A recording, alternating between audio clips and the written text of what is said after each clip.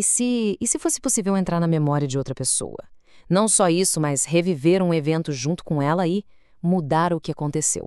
Pois é, hoje a gente vai mergulhar de cabeça numa sessão de terapia que, olha, desafia tudo o que a gente acha que sabe sobre o passado.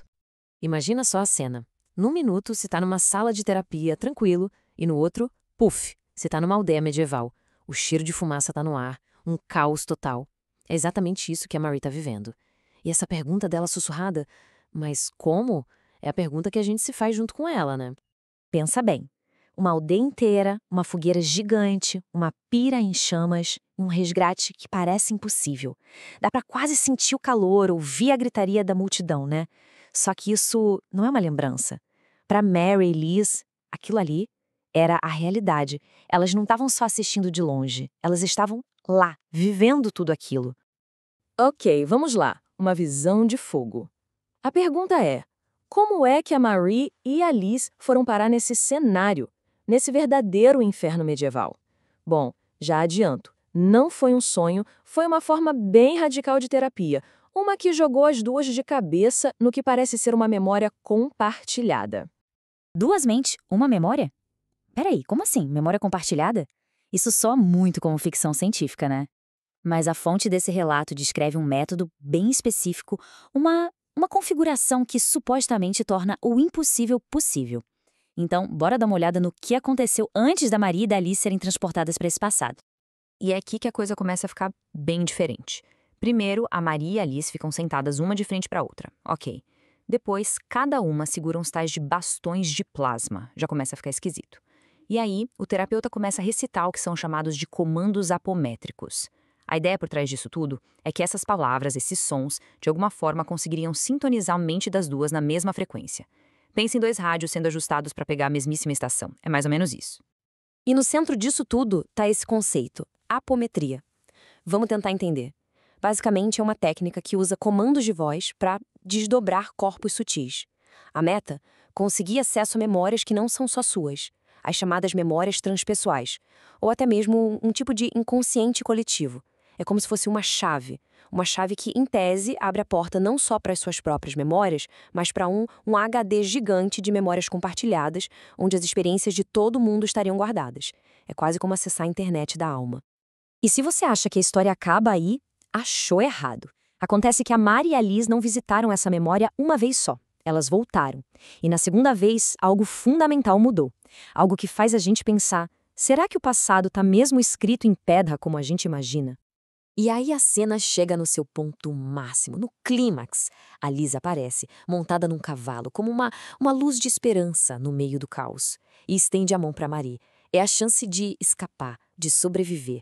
Mas para Marie, paralisada de medo, ali perto do fogo, parece uma escolha quase impossível de se fazer. E esse slide aqui resume tudo de forma impressionante. Olha só. Na primeira tentativa, o trauma. O medo vence. A Maria hesita, o resgate falha e ela passa pela experiência dolorosa da morte no fogo. O trauma fica gravado. Mas aí, elas voltam. E na segunda tentativa, a cura. A Maria escolhe confiar. Ela aceita a mão da Liz e as duas escapam juntas. É uma reescrita, uma ressignificação daquele momento. Um exemplo claro do poder da escolha, mesmo que seja sobre uma memória.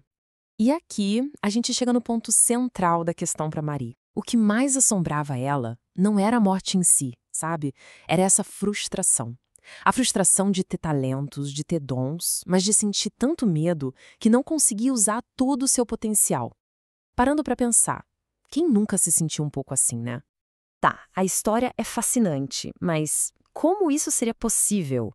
Agora a gente entra na parte teórica da coisa. A teoria dos campos compartilhados.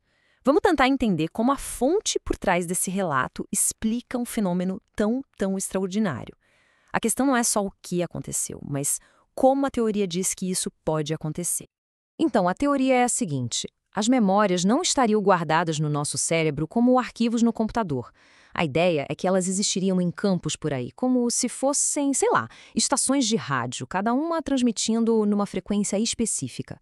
E se você conseguisse sintonizar o seu cérebro na frequência certa, você poderia acessar não só as suas memórias, mas, teoricamente, as de qualquer outra pessoa. Para a gente ter uma ideia de como essa experiência é diferente, Vamos comparar com outras práticas. Por exemplo, na leitura de registros acásticos, a pessoa é uma observadora, ela recebe informações. Já nas constelações familiares, ela atua como uma representante, um papel. Agora, na regressão simultânea, o negócio é outro. A pessoa está associada ao evento. Ela não está vendo, não está atuando. Ela está vivendo aquilo, como se fosse real, em tempo real. A diferença é brutal. Certo. A história é incrível, a teoria é ousada. Mas aí vem uma pergunta que não quer calar. Isso é real? A ciência, a psicologia tradicional, o que elas têm a dizer sobre memórias compartilhadas, sobre regressão a vidas passadas? Vamos entrar nesse campo agora. E aqui está a pergunta de R$1 milhão, né? Regressão simultânea é uma prática terapêutica reconhecida? Ou seja, isso é uma terapia de vanguarda ou uma fantasia bem elaborada? Bora ver o que as pesquisas nos dizem. Bom, a resposta direta, segundo a pesquisa da própria fonte, é não. Não existe uma prática padronizada ou reconhecida com esse nome na literatura acadêmica. O termo regressão na psicologia geralmente se refere a uma coisa completamente diferente, um mecanismo de defesa freudiano. Existem sim conceitos parecidos, como terapias em grupo, mas cada um vive sua experiência individualmente. Esse método específico de duas pessoas interagindo ativamente na mesma memória ao mesmo tempo, isso não é uma técnica validada formalmente. E é importante dar um passo para trás e olhar o quadro geral. Todo o campo da regressão de vidas passadas é visto como uma abordagem alternativa, ou seja, não é algo universalmente aceito pela psicologia tradicional ou pela ciência convencional. Então, o que aconteceu com a Maria e a Alice, por mais profundo e transformador que tenha sido para elas, ainda permanece fora do que a gente considera o campo da psicologia tradicional. No fim das contas, talvez a questão não seja se a experiência da Maria e da Liz foi real no sentido científico. O fato é que foi real para elas. E isso nos deixa com uma pergunta bem inquietante. Se as memórias podem ser compartilhadas e até reescritas, onde é que termina a história de uma pessoa e começa a da outra?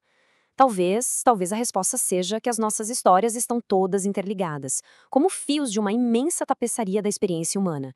E isso com certeza é algo para a gente pensar.